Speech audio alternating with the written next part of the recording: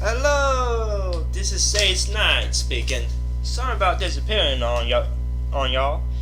RL got in the way. Y'all know how it is. Well, anyways, tonight I'm back in business, so kick back and relax as I regale you in the tales I'll bring to you tonight.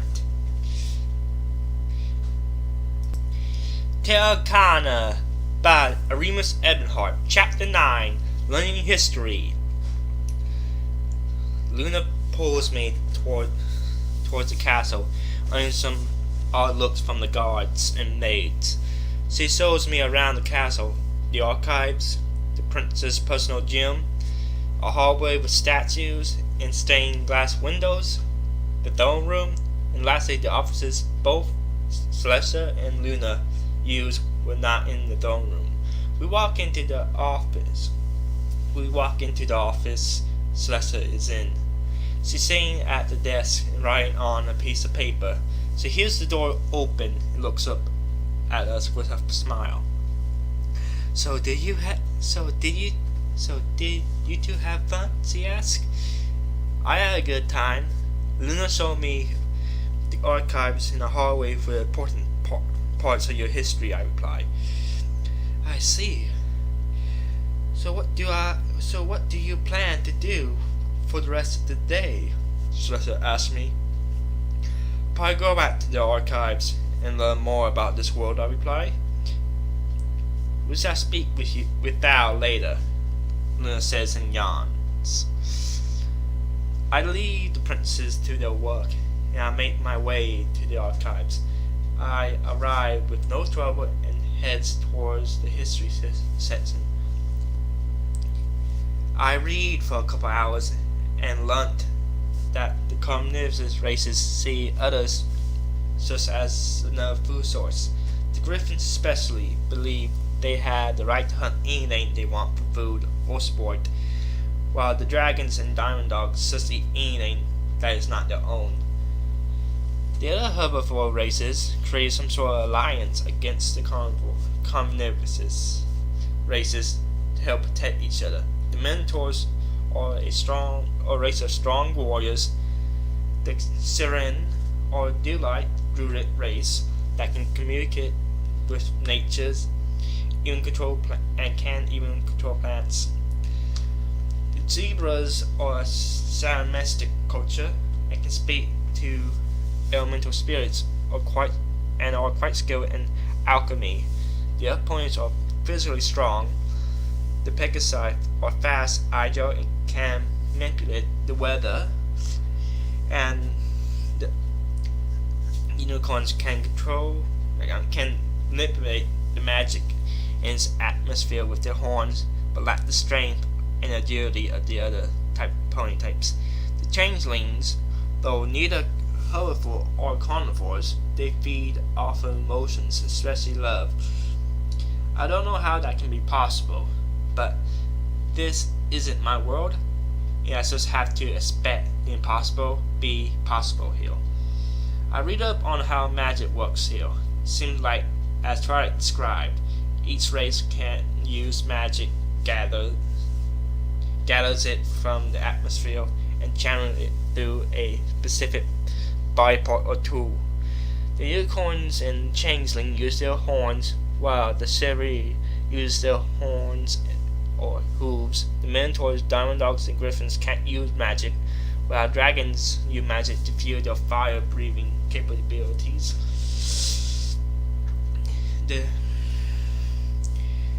The zebras use a system similar to ours, where they use staffs and totems to channel theirs. I put the books away and head out for a bite to eat. I notice another one of those guards in the light blue armor glaring at me from down the hallway. I glare back as I pass him and head towards the dining hall.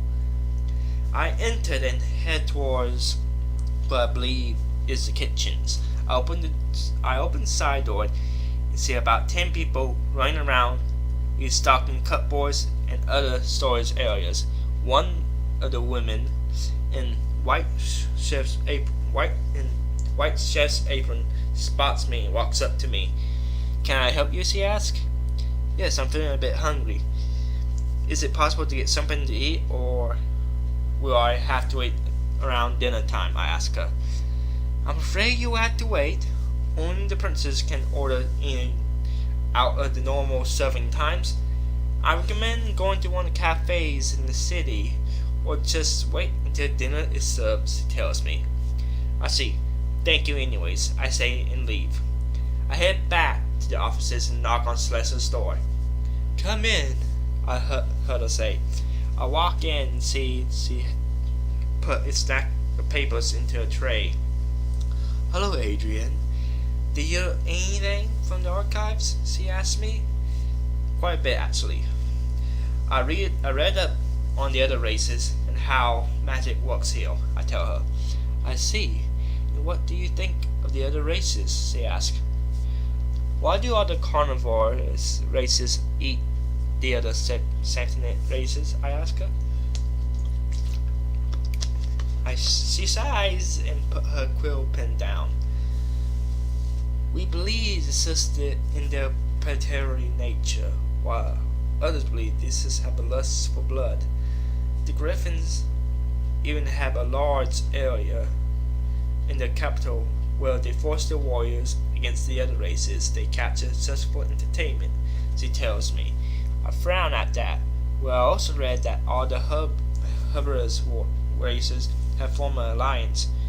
Why not force the griffins to back off? I ask her. She shakes her head.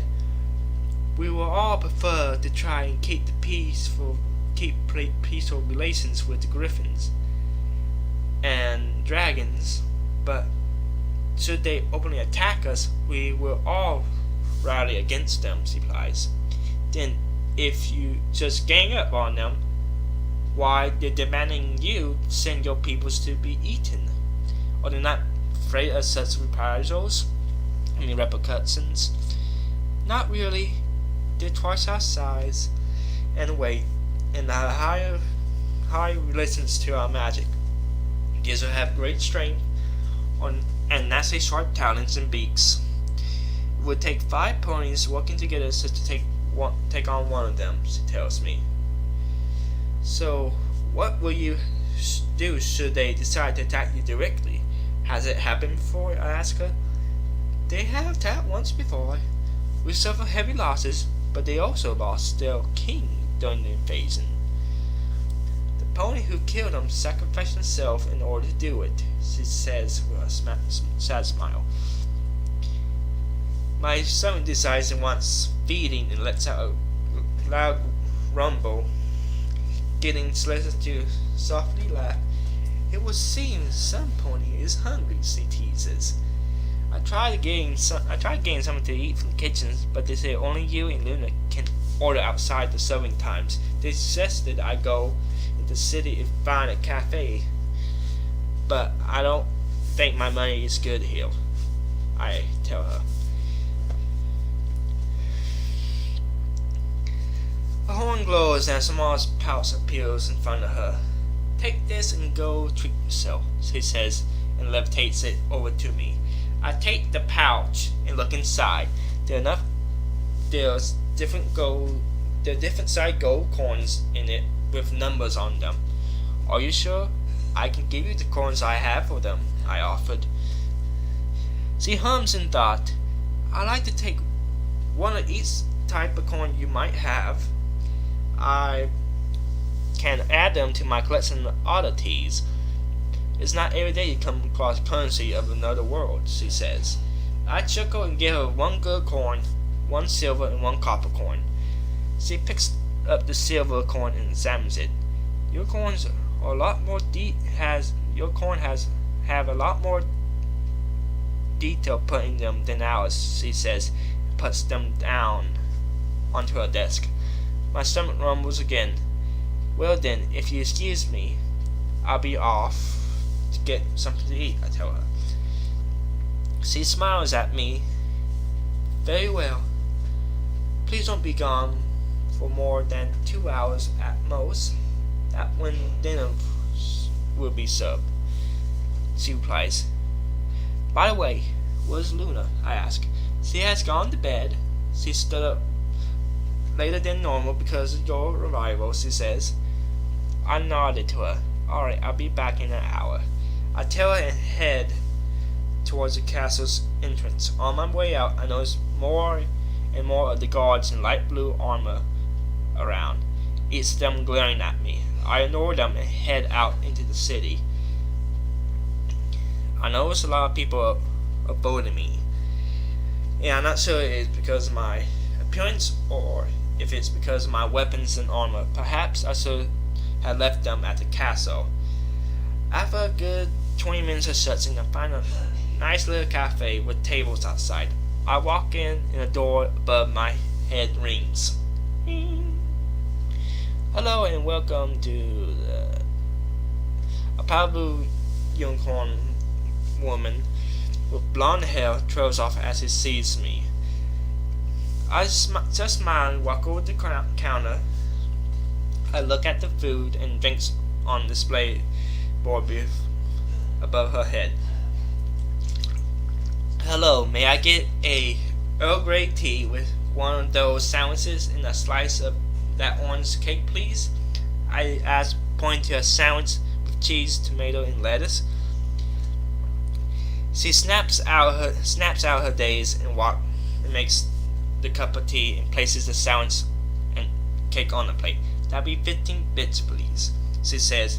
I pull out 2 gold coins, one with the number 10 on it, and the other with 5, and hand them over to her. Thank you, enjoy your meal, she says with a smile. She tells me with a smile.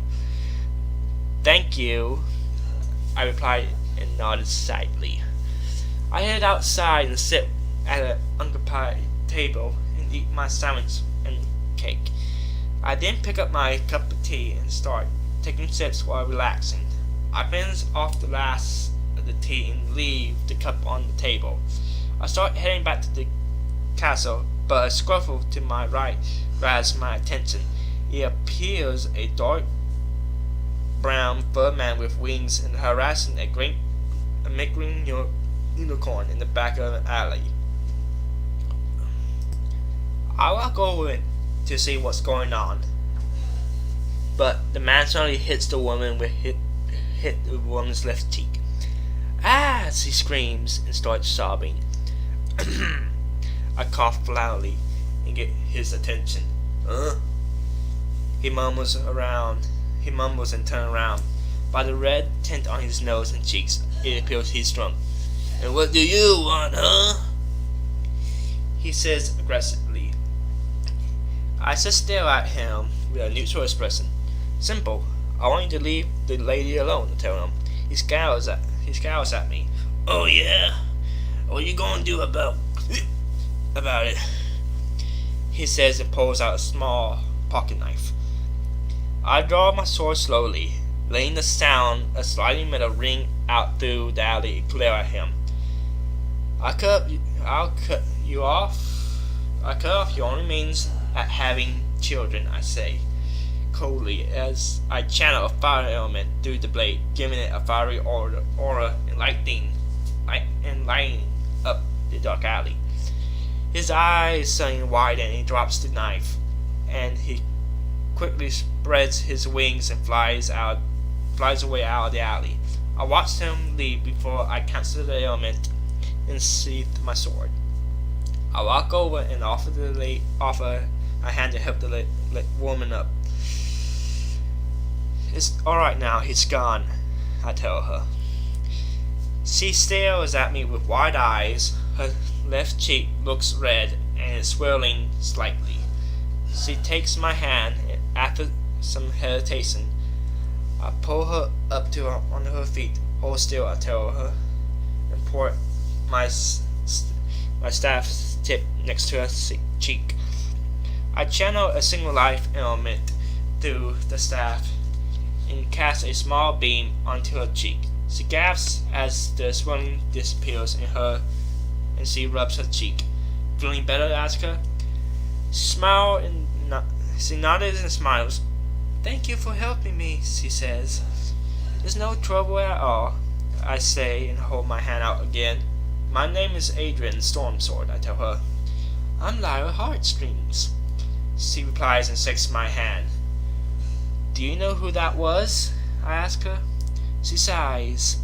He's an old classmate of mine. He had a crush on me since school, and had asked me out many times since then. But I'm already in a relationship with some pony else, and he keeps on trying, she tells me. I suggest telling the guard, getting a restraining order, or something along those lines, I tell her. Maybe. Again, thank you for your help, she says, and start walking down the alley. Oh, also, if you're ever in Ponyville, come and say hi sometime, she says, and walks away. I smile and start heading back to the castle.